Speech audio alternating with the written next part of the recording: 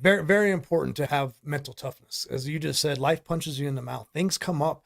This isn't a smooth ride, no matter where you're at, no matter what you're doing. And when we get punched in the mouth, as we all know, something happens, right? We start to veer off from what we intended to do for the day, right? Whether it's the day, the week, the month, whatever it is, we push things off and think that it doesn't have an impact on where we're heading and on our performance.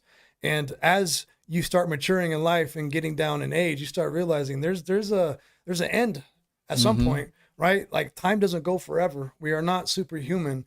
And if you want to start making an impact, you got to start making a change in the way that you live your life and how you think. So for me, I connected with my mentor, Ben Newman, a couple of years ago. And what he really helped me understand was what drives you in the day is going to be what he calls your burn, right? We all know about purpose.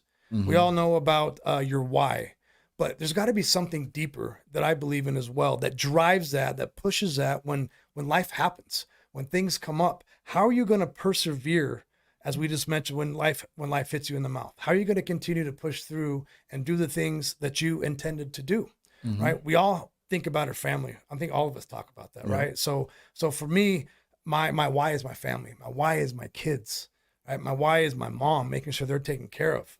My purpose is pouring into others and lifting them up and helping them get to a better spot than they've been before. And as I was mentioning to you earlier, Michael, it's because people helped me get to a spot. People didn't give up on me. There was somebody, multiple people that saw something in me that said, you know what, there's some raw talent there. We just need a little patience with him. Let's help him. Let's get him to where he needs to be, because we know this guy can impact, right? Other people. And so I've gotten to a spot nowhere near where I need to be, but I've gotten to a spot where I'm at right now, able to be on this podcast because other people have helped me.